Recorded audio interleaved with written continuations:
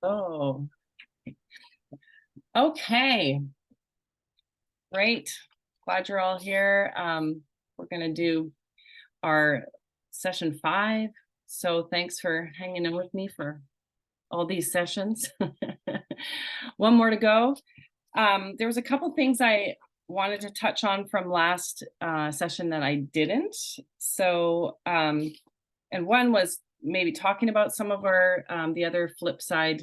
So we talked about the north and the east of our parts, but I didn't talk about the codependents, caretakers, those parts of us. So I wanted to um, yeah, just bring them into the mix here. I didn't make any slides for them. Um, yeah, or maybe if anybody has any questions about that.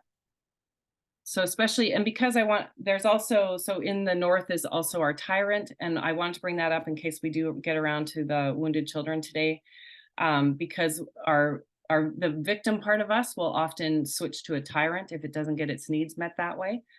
And so sometimes it's just great to know in the map where you are. Um, so if you're someone who really identifies with being a rescuer, caretaker, codependent person, you probably have a strong conformist, which we'll hopefully get to as well today. So just kind of seeing where you are in the map. And we didn't do so in the east also with our escapists and our addicts. The archetype that Bill has in the map here is the bliss heads and the puers and puellas. And in case you aren't familiar with those, well, the bliss head is more like everything's going to be fine. Don't even worry about it. Has that kind of feel to it. And the others are the eternal children, the ones that I always like the archetype, or the Peter Pan version of that. It's the one that just doesn't want to grow up. So you do see that a lot. And sometimes it's helpful because then you kind of get where someone else is coming from. So this is how, yeah, so those can be some important archetypes to see. So caretakers in the north, codependents, enablers up there. He also talks about the robber barons, tyrants, and critical parents. So just know that if the north is you might also have a really strong nurturing generative adult, and you might be strong in the facets of your fragments as well. So that's it. That's all I want to add about that. So, okay, we're gonna head to our screen, or share my screen, because we do have a fair amount that I'd love to cover today. So yeah, session 5. And we'll hopefully have question time at the end. So again, here we are in our circle. We've done the north and the east.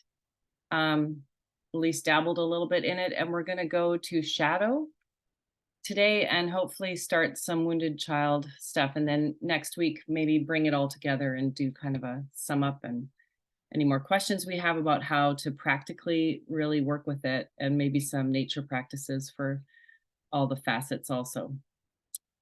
Okay, here's our poem for today. No one lives his life. Disguised since childhood, haphazardly assembled from voices and fears and little pleasures, we come of age as masks. Our true face never speaks. Somewhere there must be storehouses where all these lives are laid away like suits of armor, or old carriages, or clothes hanging limply on the walls. Maybe all the paths lead there, to the repository of unlived things.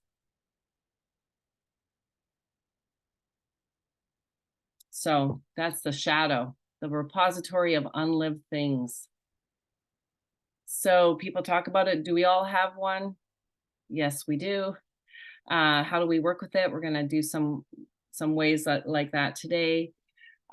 Just looking at maybe the effect it has on us and on others, because it definitely does. I like Robert Bly's definition of it. He calls it the long black bag we drag behind us, and that we spend the first 20 years of our lives shoving stuff into it, and the rest of our life taking things out. And I like that image because you might not be aware that you have a black bag you're shoving stuff in, but other people are experiencing it.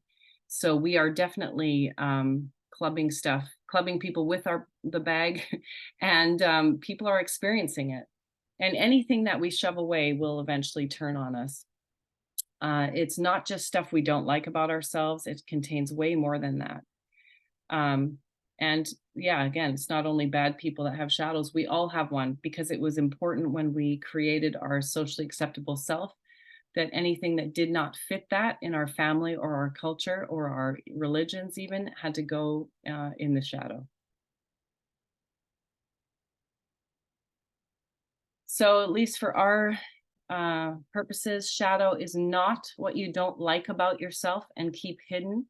It's actually what is true about you. And if you were accused of it, you would adamantly deny it. So that's a big difference between this model of working with shadow and some of the stuff that you might see out there, which can often be, it's things that I don't like about me and I wouldn't want anybody to know. And it's like my hidden habits. That's not shadow. If you're aware of it, it's not your shadow. So that by definition, it is unconscious and we don't know about it, but we can look for hints about it. It will show up in different ways and we can get curious about it, but it is unconscious. And once you know it, it's no longer in your shadow. And that's good news. You've taken something out of your bag. It also contains a gift, a resource you need. So we'll see kind of how that works. There's a lot of energy in your shadow because, again, as we've talked about, like our muscles holding everything back and down, that we're doing a lot to contain this unlived life, the things we've put away in there. And so it holds, once we take things out, there's a lot more vitality and a lot more energy that we have to live life. So there's a lot of hidden energy in there. It makes our ego consciousness uncomfortable. So the me that I know myself to be is uncomfortable with whatever I've got in there and would rather it never saw the light of day. It's the storehouse of everything I consider not me. So if you hear yourself saying, that's not me, I'm not that, that's a good place to look for shadow. Eventually it turns on us, kind of those images of, it's the monster in the basement. It's something chained up that that eventually turns on us. If you take an animal and you chain it up, it ends up being not that form. It turns on you. It becomes feral. Shadow is kind of like that. It's stuff that's in there, fermenting, really. Eventually it turns on us. And we will ask others to carry it. There's a quote, especially that I wanted to read to you from James Hollis. So let me do that. The human psyche is not a single unitary thing, as our ego would like to presume. It's diverse and divided, always divided, hence the parts. So anyway, so we have these splinters. He calls them splinter cells, but these are our parts. So we have this in our shadow and it remains unconscious. Okay, so the first modality of the shadow is that it remains unconscious, and therefore maybe our children have to carry it, maybe our partner does, or maybe our society does. Jung repeatedly noted that the greatest burden any child faces is the unlived life of the parent. What he was saying is a parent might have lived a straightforward, conventional life, devoted to good work and so forth, but also lived a very narrow, constrained life. The child then has that as a psychological burden. His or her imagination is constrained by the example provided. They'll either have to serve it, which is most common, spend time trying to compensate for it, or spend a life trying to break free of it. Where the parent is blocked in their task of individuation, forms a template, a limit, an exemplum.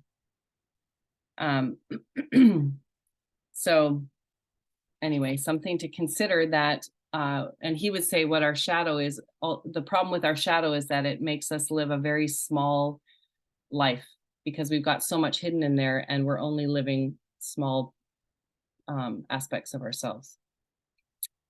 So if you have any questions about that, add them to the end and we can talk more about that. So a couple ways, since your shadow is unconscious, you don't know what's in there. There's a few ways that there's hints, there's ways that you can look for it.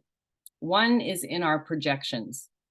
So we've got a couple that we can work with. We have a golden projection or a sinister one.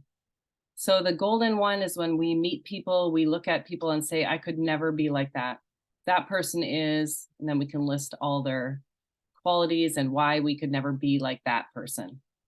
The reason we've noticed that is because there's some resonance with our own shadow that we might contain those very same things.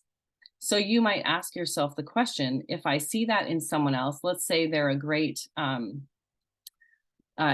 teacher. I used to do this actually with Bill Plotkin about, I thought I could never be like that, like this, the skills that I thought he had. And the reason I could see that is because it's also in me to develop those skills. So it's one way that you can get curious about that. Where is it that I might have that and I'm not accessing it? So a golden projection or envy would be another way to also work with that. Can tell you a lot about what you might have in your own shadow. And so it's great to be curious about that instead of saying, oh, I'm just not supposed to be envious. Let it crack you open to, okay, that person has something that I want. And what if I also have that? And what if this, I'm living a small version of myself and I could take that out of my shadow and live that as well. That's the beauty of, working with some of your projections. So then we also have sinister projections where we say, thank God I'm not like that guy. And those are always great places to be curious also, because chances are we've mislabeled it or we've called it something else in ourselves. And so it's a place to look for, how am I also like that? Is there a possibility that I too am like that person? You go somewhere and that person really irritates you because they're taking up all the air in the room. And it might you might be able to ask that question, where am I also like that? Where are there ways that I also take up all the air in the room? And so to take it a little further, this is the part in here about what resource do they have that I need? We get to ask that question. So we meet someone and we label them as arrogant, because I would never want to be arrogant. So then I meet someone who I think, oh my God, that person is so arrogant. One question I can ask is, how am I also like that? And I'm just telling myself something about it so that I don't look there. And once I've done some work around that and realizing, oh, I have some ways that I show up like that also. Or it could also be, what's the resource that they have that enables them to do that I'm not, that I need? So what enables them to go take up space like that, or to be so-called arrogant, which might actually mean they're confident and, self-assured, and maybe I need that.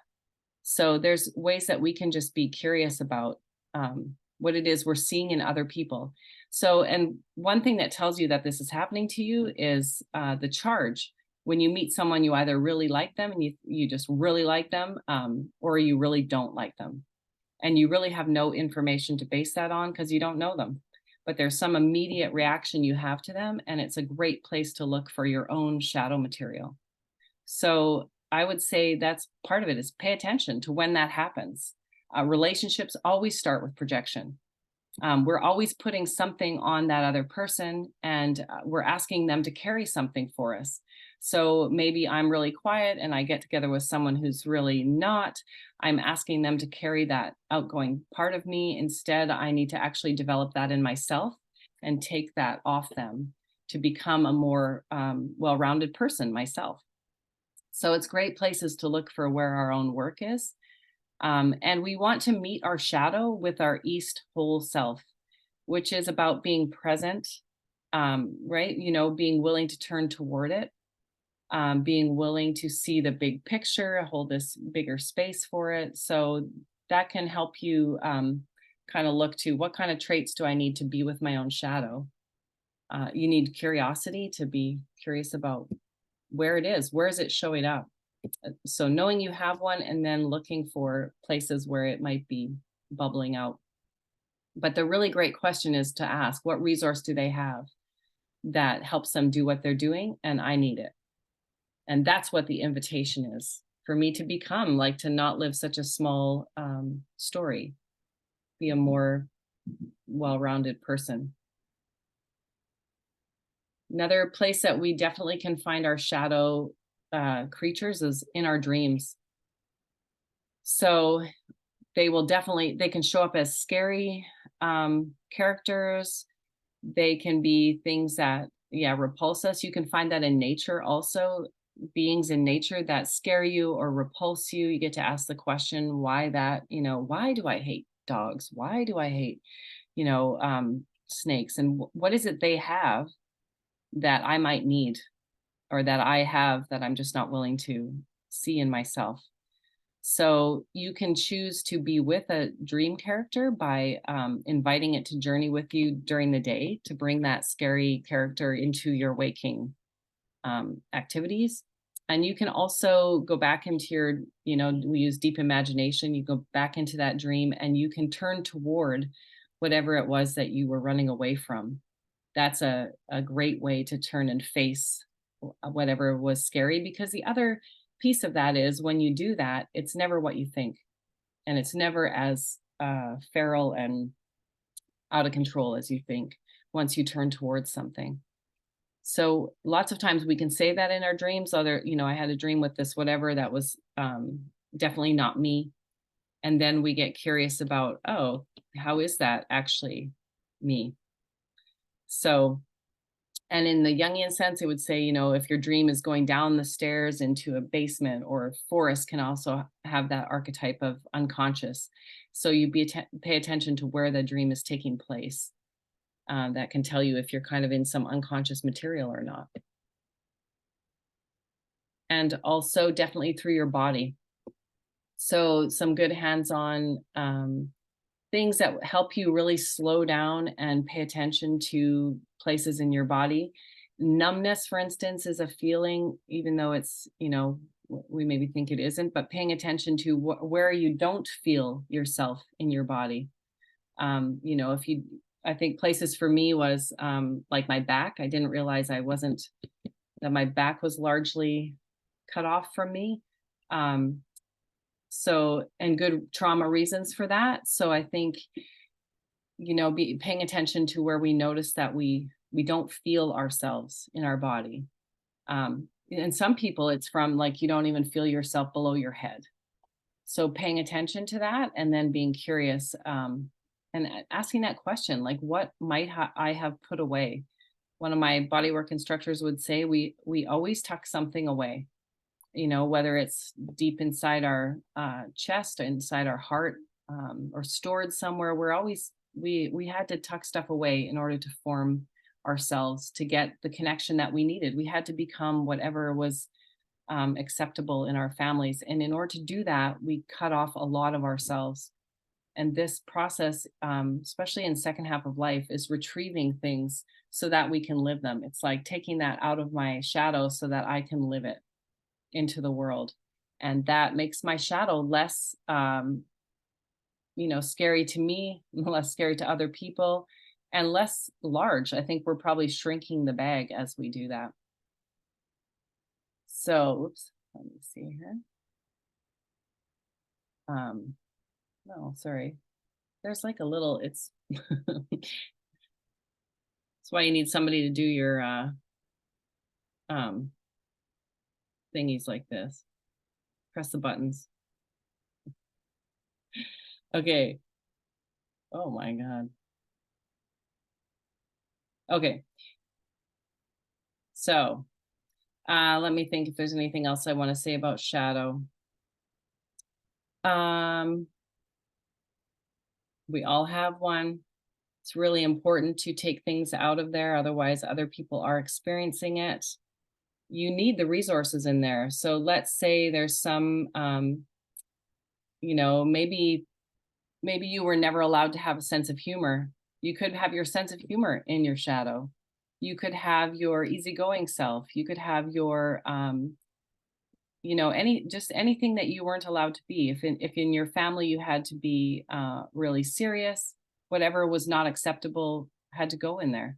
And maybe the reverse, if you were not allowed to be serious, that part's in there. Or so to be curious about what you weren't allowed to be, how you developed yourself, if we're meant to live these larger stories, where what have I tucked away that I might need? And then look for it, because people are walking around carrying it. And one of the motivators for me really was I'm not wanting my kids to live my unlived life. That was a huge piece once I kind of heard that phrase from Carl Jung. So, yeah, our kids will have to live our shadow. Whatever we aren't willing to live in ourselves, someone else will have to do it, gets that burden. And like he said, they will either have to, you know, rebel against it or do something, align with it. There's only so many options, but it does fall to that next generation to do something. So be curious about what it is you need to be living. I definitely have stories too around how one of I shared with some of you around this, but one of my here, I'm going to stop this so I can see you, and then we'll go back to it. So one of my most, when I really became aware of some shadow pieces for myself was in a bodywork training session where I had gone into this intensive, already kind of angry. Actually, I was angry that they didn't have a parts work connection with bodywork. And so people would have these,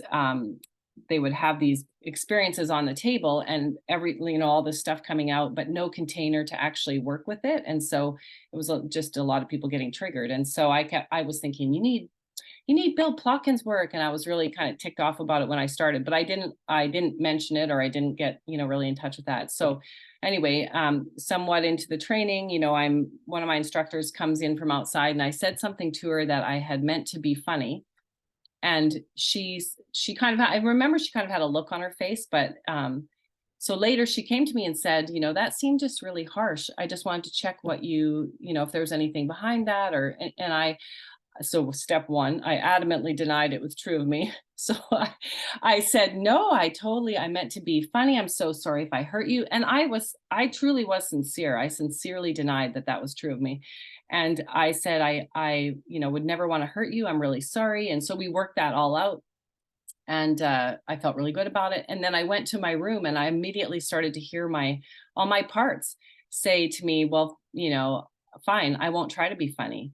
And I just had this, kind of spirally story around it. And in that moment knew, oh my God, she's right. I did that on purpose, because if I hadn't, my parts would have not been so active. So the fact that I was triggered told me that, oh no, I did do that on purpose. And then immediately I thought, oh yeah, no, I was mad. So I went back and got her and I said, you're right. I totally did do that on purpose. I did mean it. And here's why. And so we had this great conversation around that. And I learned about myself that I was passive aggressive. And if you had accused me of that, I would have adamantly denied that was true of me, because I was much too nice to be someone who's passive aggressive. But I since have this oh yeah, no, if I'm not direct, I will absolutely be passive aggressive. Like, I don't even have to, I don't have to guess. I will absolutely do it. So I know that I need to be direct about something or it will come out. So those are, I've learned, that was a big thing. And I remember thinking, oh my God, Bill's right. Like, you will adamantly deny that's true of you. I am not that person. And then you see it and go, oh my God, I am that person. That was one. Passive aggressive was one. The other was codependent. I would have denied that I am not that. And then I realized, oh my God, I totally am. And then I would see it in these, I'd see it with my parents. I'd see it with some friendships. And then I saw it with my husband. I thought, oh my God, it was all these circles that I would have adamantly denied that was true of me. And another fun story for me was one time I was doing this year-long program with Bill Plotkin, and I had written an email. I had a visit from my parents, and it was traumatic for me. And I had written this email to Bill kind of asking, and I remember being, again, super sincere. I was, crying and writing it saying, when does it get better where you can finally, I don't know, stop having these meltdowns. Anyway, then this is a nurturing generative adult thing, Beth. He wrote back to me and he highlighted all my parts in my email. And he was very kind, but he said, this is this is your loyal soldier. This is your whatever in all my statements. And he, and then he would say about my parents, and if you're allowing this behavior in your presence, you're enabling. I think he called out my codependence too. And I, it's not one of those emails you want to go back and read a bunch of times, but it served me like nothing else. I had not seen myself as part of the problem. And that was a huge awakening for me of like, oh my God, it's me. I'm the problem. And years later, I said to him, do you remember that email you sent me? And he said, I don't remember exactly what it said, but I remember the gist of it.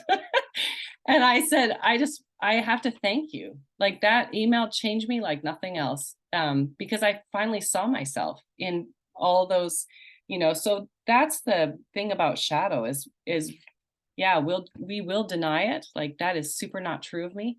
And then when you see it, of course, there's a lot of grief because you have to see it. But then there's a possibility that things can be different, that you can not be codependent, that you can look for it. Like so I would say it can be painful to find, but then once you see it, you can't unsee it.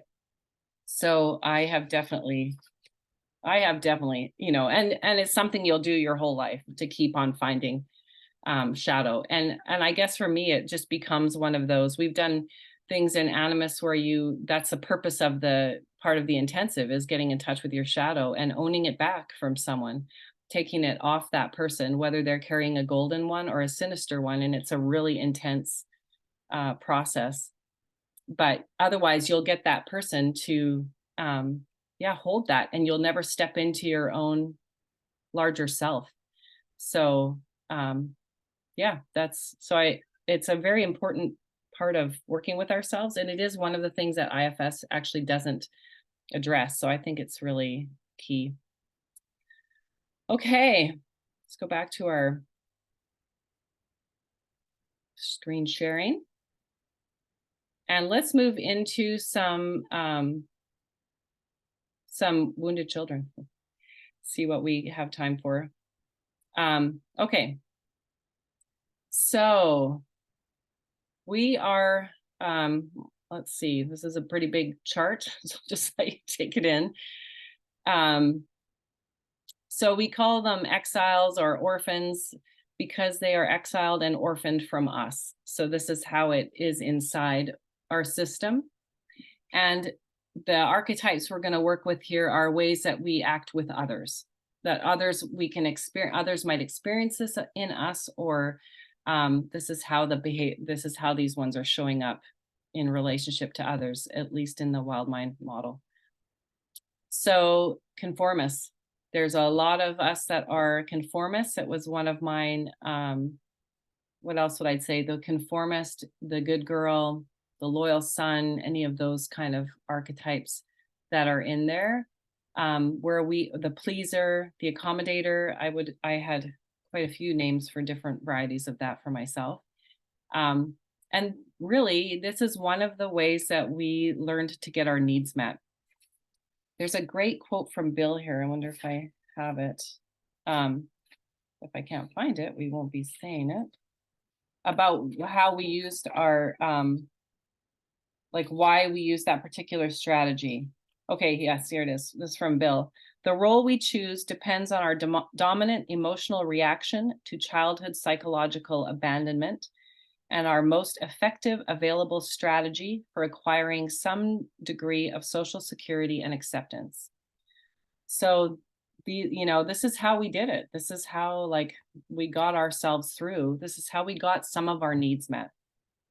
So the conformist is willing to conform to whatever the family needs, the society needs, the religion needs. That's how we get our needs met. And one of the things that might set it apart, it's a fearful insider. So we're fearful of being on the outside, and we will do anything to remain on the inside.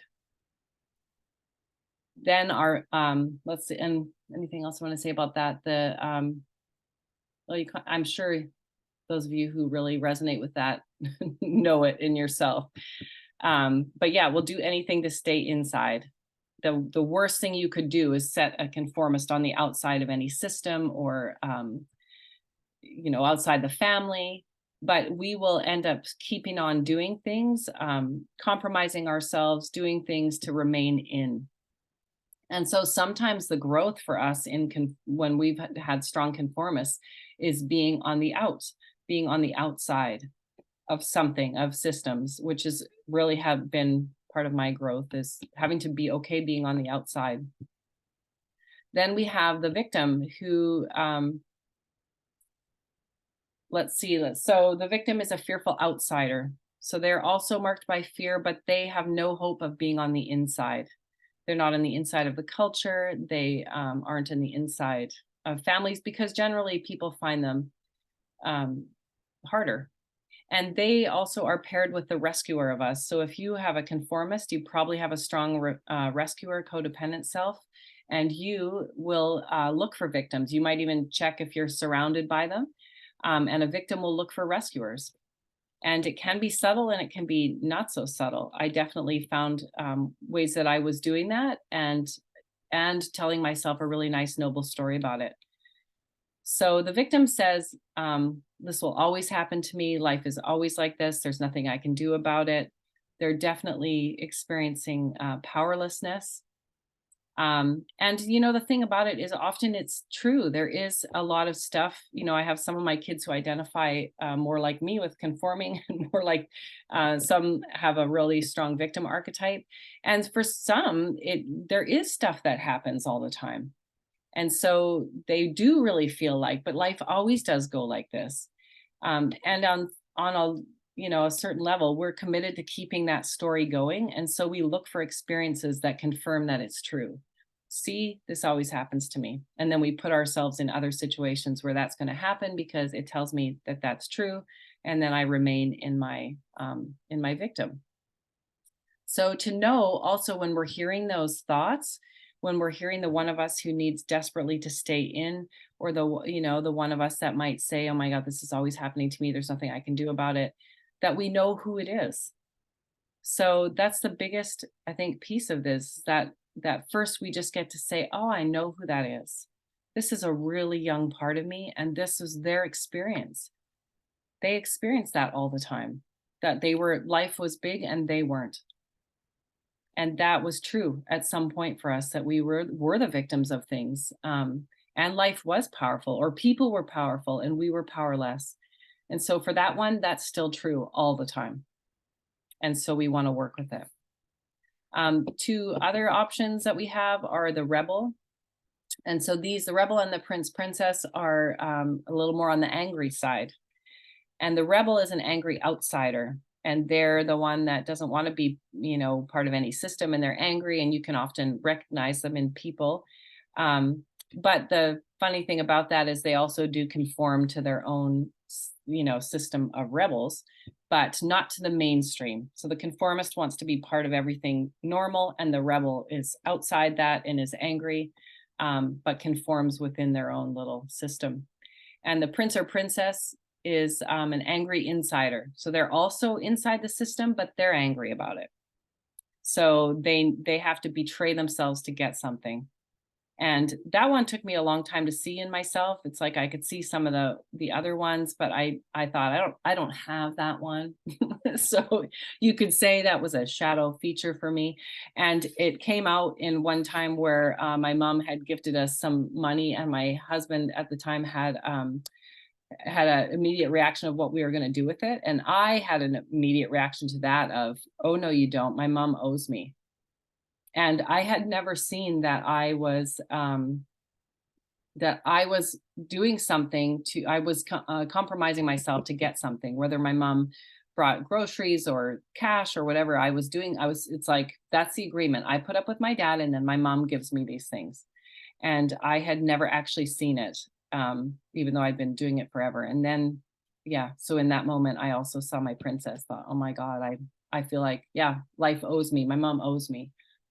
So you might hear that in your own thoughts too. So the big question is, who do you hear? So when you're having your thoughts, if you can pause for a moment and say, who do I hear? And what's the flavor? What's the story of this one? And what does my wounded parts believe is true about them and the world? So that, my conformist is going to believe that she has no other choice and she cannot survive on the outside. She has to be on the inside. And so then we start asking, is that true? That was true, but is it true now? So here's some common traits of our young wounded ones. They are dependent. And also don't forget, some of our young child parts are these childlike, they're spontaneous. They're everything a young child is. They can be really open, and maybe being really open was a bad thing in our family. And so that one is, our openness is hiding somewhere. This kids have that like willingness to take on the world or be excited about everything. And if that was a liability for you, again, that could be in shadow, but it's a young child part that can hold that openness. They're fearful, definitely shamed, sad, overwhelmed. They can be frozen. They're very fragile often. They feel like they're unlovable. There's, like I wrote at the bottom, there's something really wrong with me. When we have that belief about us, that there's something really wrong with me, we're in the realm of our wounded children. These are very young parts, and they believe it's true because they could not make sense of what was happening in their family. When you're a kid, you can't say, oh my God, my parents are really dysfunctional and they shouldn't be doing that. You can't say that. All you can say is they would, if there wasn't something wrong with me, they wouldn't be doing that. So it must be me. So we don't have like we talked about in our East whole self, a both and paradox perspective. A wounded child cannot hold paradox. It's either my experience or my parents. And because my parents are more powerful than me, their experience matters. Therefore, I have to pack mine up, and there must be something really wrong with me. So these ones are often abandoned by others, but also by ourselves. They're angry, powerless, and they get stuck with emotions. So if you get stuck in sadness, for instance, in a spiral, these young ones of us carry just raw emotion, and you can get stuck in it. And when you are, you notice one of the things to notice, I'm in one of my really young parts right now, and there's something this one might need, and I might need to get help to help it, or I might be able to do it myself from my healthy adult. But if your emotions get stuck, you're in one of these really young ones. They're super sensitive. They can feel empty and hopeless. They definitely can feel worthless, hurt. They are desperate to connect. I like to imagine the little kids that are always tugging on your sleeve. These ones are desperate to have you notice them. They want you to know that they're in pain. That's why you can't keep them silent. That's why all our protectors are trying to do that, keep the pain from coming out, or do something once the pain has come out, because it's inevitable the pain will come out.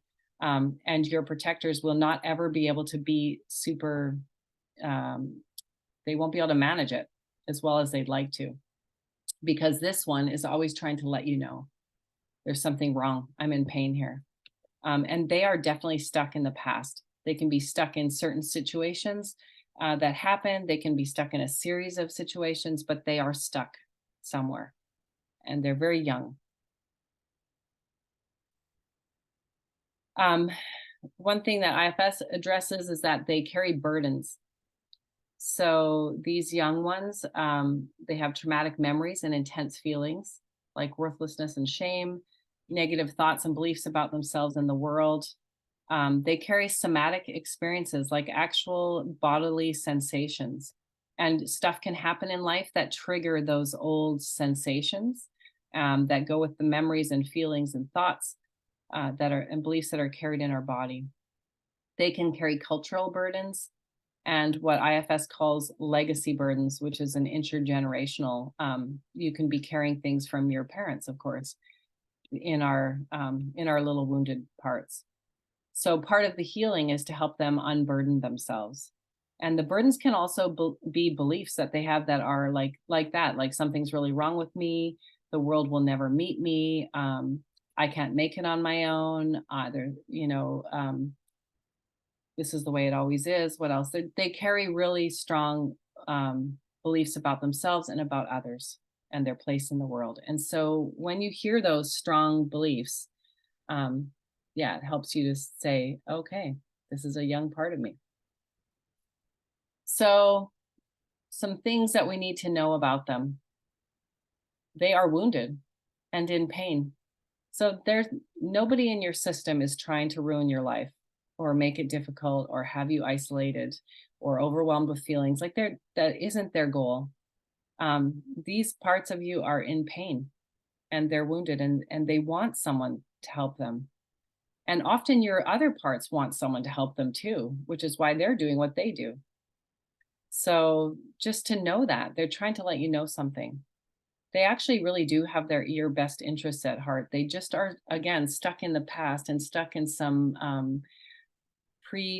programming that's no longer applicable. And so they don't know that. They actually don't know that you've grown up. So they think it's the same scenario that was always happening is still happening. They have a particular flavor, sound, voice. That's why we can get curious about who do I hear? And the map helps you kind of, plug them in. Again, it doesn't have to be exact, but you just kind of get a sense of, does this feel like a escapist? Does this feel like one of my rescuers or those, my loyal soldier parts? Or does this feel like a really young part of me? And you can ask, how old do I feel when I'm having this thought? When I'm feeling like there's something really wrong with me, how old do I feel? Or how long has this thought been with me? Might be another way. So, and you could ask them, how old are you? I mean, they want relationships, so we can ask. So recognizing them is key. Again, knowing the difference between your wholeness and your parts is key. That is the work. And your protectors are in service to these ones. This is a key thing. Your protectors are in service to these young, wounded, in pain parts of you. And you need the permission of the protectors to go to them. This is something IFS does that Wild Mind doesn't. That's why we're going to talk about this next week, but that's why we befriend the protectors first and then move in, kind of like concentric circles. We befriend the protectors on the outside and we get their permission to go to the ones of us that are in pain. And as you build relationship with your protectors, they will give you permission to go to the ones that are hurting because they want those ones healed. And they're afraid of them often and afraid of that they might overwhelm the system. So they actually do want your help. But you cannot go directly to a wounded part without getting permission from the protectors, because that's actually what happens when you have backlash from your system. So you have a really painful experience, and then the next day or you need to eat a whole bunch because your escapist was triggered. That can often tell us that we didn't go through the proper channels, and so somebody's having a reaction. So that's part of it. It's a very, to be really respectful of how the system, how your little unique ecosystem is set up inside you, and first getting to know that so that they give you permission to go where you need to go. You need to be in your wholeness to help your wounded children, for sure. They will not respond to your caretaker, your codependent self, your enabler, to the one of you that wants to fix them. They will not respond to that. And in fact, that gives you a clue about the part that you're in. So one question you can ask is, how do I feel toward that wounded one of me? So you've gotten in touch with this wounded part that's sad. Let's say there's one of you that's just sad all the time, doesn't really want to engage with life, is just sad. And you can ask yourself the question, how do I feel toward that one? And if you truly feel like, well, I just want to fix it, or I wish it wasn't here, or I want to, I'm really angry with it, that will tell you that you're in another part and you can't, you need to get into your healthy adult self. And using those C words is a great way to do that. That then it tells you, am I curious about it? Do I wonder how it got like this? Would I really like to be in relationship with it? Those are, that might tell you I'm coming from a different place. Like, do I truly just feel compassion for this part of me that is just so sad? Without needing to fix it or do anything about it, can I just offer it my compassion? That's a more healthy adult place to be. So again, they carry burdens and beliefs about themselves and the world. And we want to know what those are. If I have a part that feels like there's something really wrong with it, I want to know how it got that belief. Like, what happened? What do you want me to know about that? That seems really painful. What do I need to know about that particular belief that you have and how you got it? Um, I want to know that. It's, like our image of the classroom. I want to know, like, there's somebody crying in the corner. I don't want to just go in and tell them to stop crying and buck up and, go eat a sandwich. I want to know, like, what happened in here? What happened to you? Tell me about it. Um, so, and that's an important piece with these wounded, why we need a lot of wholeness in order to do it is because we need to be asking them about the story that they're carrying. And we need to, they need to know that we get it. So I could be saying to that little one who's crying in the corner, tell me about how you came to be this way. I have to be willing to, one, feel the sadness that they're feeling, truly feel it in my body, really get why they are so sad, what's happened to them. And then I have to be able to say to them, is there more? Am I getting it? Because the big thing is these ones are carrying these experiences all by themselves. So like we said last time, the trauma thing is, be overwhelming emotions in the face of overwhelming aloneness. So this one that's crying in the corner has had an overwhelming experience and they were all alone with it. And doesn't matter if your parents didn't intend that or, it doesn't matter. This one had an experience of being all alone with something. And so we want to witness it. We want to be the one that comes on the scene and says, here I am. Tell me what that was like for you. We want to give ourselves what we never got. So that's different than fixing or, telling them to get happy. This is like almost like a transmission between that one and me, where I'm really willing to step into their shoes and really feel what it was like for them. And until I can do that from my whole self, I can't really work with them, actually. So one I wrote here is, you can let them know that your intention is to help them, that you are coming, but you're not quite there yet. So you could let them know that I do really want to know. And I'm not quite there yet, but I'm coming. Because that's true. And I think our young parts are okay with truth, actually. They just don't need you to BS them. So just say, I'm working on it. I'm afraid of being overwhelmed. So I'm working with some of my other parts, but I'm coming. So your protectors are afraid that these young ones will overwhelm the system, and they're not wrong. Sometimes that can happen. And the one that's sad can flood your system with sadness and you're overwhelmed. So sometimes in working with them, when we're also saying, I'm coming, we can actually ask them, almost like having a little dial, like, would you mind just turning it down a tiny bit? I'm coming. But if you overwhelm me, I have a hard time staying present with that. But I really want to. So could we dial it down a tiny bit? And I'm going to do my best to stay present. That's it's kind of like this. I'm in relationship with these parts. I'm negotiating. I'm letting them know this is my intention. I want to help you. But it's hard for me if I can't separate and I'm flooded in my system. So, and if you want to change your protectors, if you want to change some of your managers' strategies, healing these young ones is key, because your inner critic is doing a job in service to this young wounded part. And until you heal that wounded part, your inner critic can't stop. So they're key, that like we have to do kind of work with this whole system. They're all connected. So that's, yeah, they're all connected. So we are, we're witnessing and validating their experiences. We're saying, I understand, I get why you're so sad. I get it. You're right. That was a terrible thing. So we really are giving to ourselves what we never got.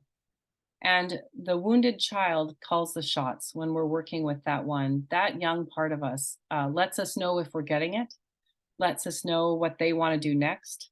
lets us know if we're allowed to come closer. We take, again, because they're used to being overwhelmed or abandoned by the adults that were, supposed to be raising them. And so we need to not do that. We need to not come in overwhelming. We need to not make sure we are not going to abandon these young parts.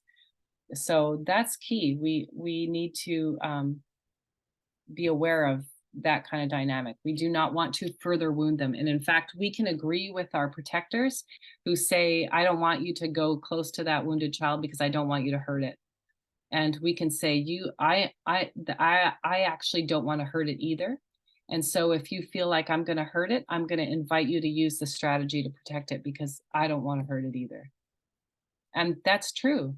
So we can, we're not arguing with our parts. We can let them know, you're right. I don't want to hurt that one either. It's been hurt enough. And so if I'm in danger of hurting it, I am inviting you to step in. So that's it for my slides today. Does anyone have any, oops, I'll just stop the share. There we go. Does anyone have any questions? It was a lot. I get that.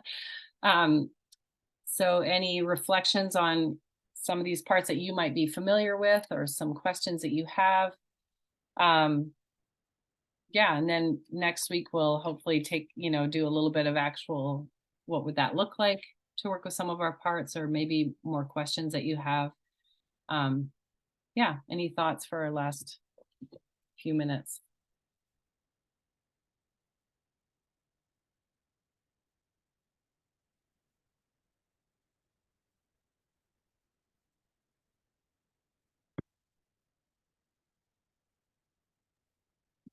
Well, I can say something what you just said about giving to yourself what you never got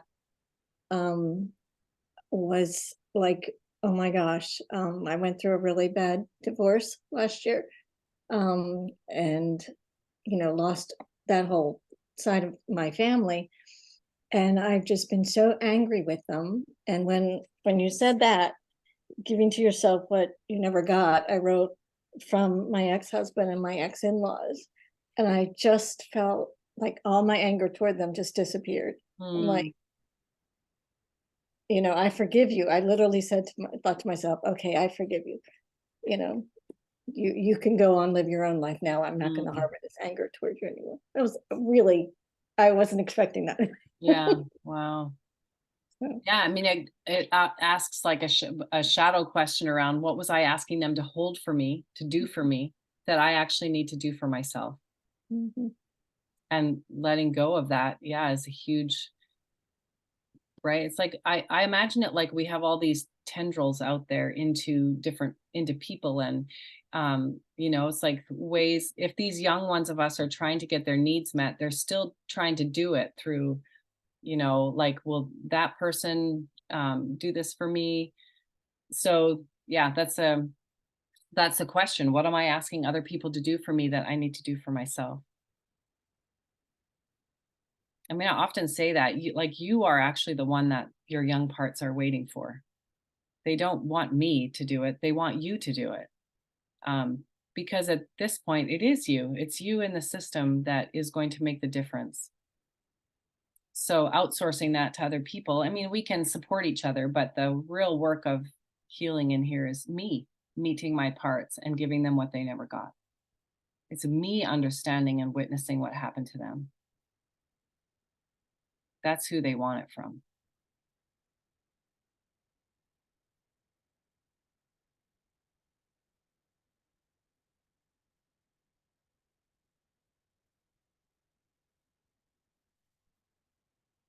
Any other thoughts?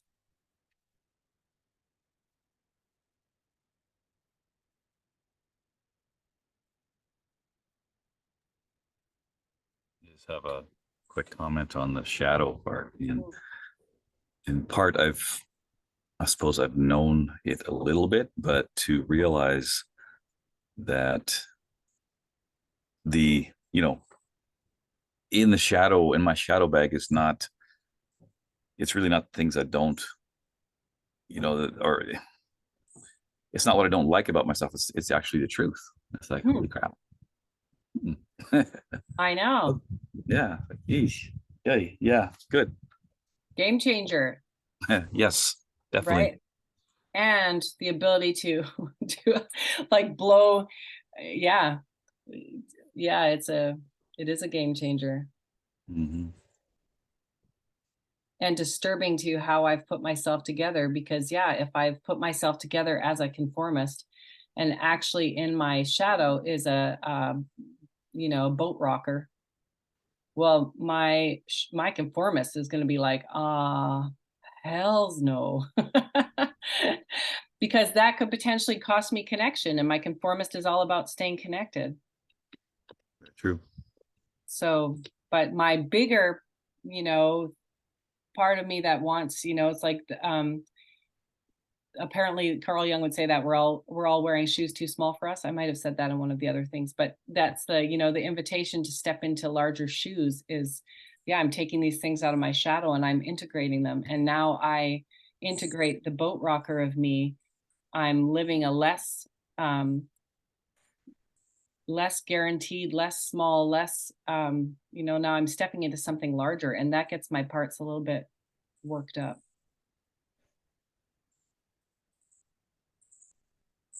That growth piece of what if, I think of some of the systems I've then found myself on the outside of, even my church system or the family system, like all those places I ended up having to go. Oh, no wonder my conformist was against that. And would have rather me stayed as a good girl my whole days, even though it's a small story, it's a guaranteed one. And she'd really rather that was, that argument would be, I get it's small and we're not having, it may not be that fulfilling, but at least we know what happens in here. The other one is now I have to risk it and live a larger story and be on the outside. But that's adulthood, I think. So, any other thoughts? Yeah. Can you repeat what you said about when we try to go too fast or too quickly? Like we have to befriend I think we're talking about this next week, but befriending our protector. I'm just realizing like there are certain times in my life when I can look back and remember like really wanting to step into something bigger, but it was too fast and it exploded. And I can recognize the parts that really were like clamp it down, quit the boat, get the anchor, like firefighter, put out the fire, like everything, because it was too fast. And it was like I know now, like I really needed to slow it down, and I can recognize that part of myself when things are happening too fast, and like, what do I need? Like, yeah. So that's what you're talking about, right? Like they're like in our own selves, but it seems like I guess my question is, it seems like that can play out in scenarios in our outside of ourselves in our life as well. And there's if a situation asks too much too fast. Yeah. And we're being in our, like, let's say like a pusher kind of, we want to fix it. One of the big things is we want to fix it. Something's in pain. I just want to fix it. But I haven't, like, so in the classroom scenario, it's like I see something in pain in the back corner and I'm just going in there and I'm fixing it. Well, I haven't noticed that there's some other versions of me that are in charge of that one, whose job is to keep it hidden or to keep it silent or whatever, right? And I'm not aware of them. And so then when I do something, there's going to be some backlash from the system. So and that, like, one of that comes from the IFS model of he would work with these, he would try to just go for whatever he thought the issue was, like, let's go to the kind of like go to the wound and fix it. And then the person would come back to their session next week, or he would have gotten, I think it was binge eating, and he got like her to finally promise she wouldn't do it, in kind of this aggressive way. And then the next week she comes back and she's cut herself. And he realized that he was, they were like, he just kind of, he finally realized he needed to honor the system instead of getting the system to do what he Yeah. said. And so he started changing that way of being much more respectful of like it's asking permission. Is there anybody objects? So there's a sad person in the corner. Is there anything I need to know about this as I move toward this one? And that will often come up in thoughts around you know, how you feel toward it, or, you know, wanting to fix it. So it's just to be aware that Mhm. you're wanting to work with your whole system, Mhm. and, you know, get permission. Don't, yeah, because there will, and know if there is backlash that, yeah, we missed a step. There was somebody that we ignored. And they're moving back into protection mode. So that's just, yeah, gives us some information, but we can hopefully next time do a little more kind of unpacking of that. And yeah, bring your questions. Maybe we'll do a little, I don't know, summary-ish thing. It's like so much information to pack in a, right? And there's so much, yeah, there's just so much. So thank you, and happy exploring your parts this week. And yeah, just be curious about who you hear, and who, you know, how old they might be, how long they've been with you, what their story is. And yeah, so, and just again, know that nobody is out to harm you. They really have come up with this brilliant way of getting you through, and they just don't know that you don't need that anymore. So Bill would ask, like, you know, first you need to decide to have that conversation. Is the war for childhood survival over?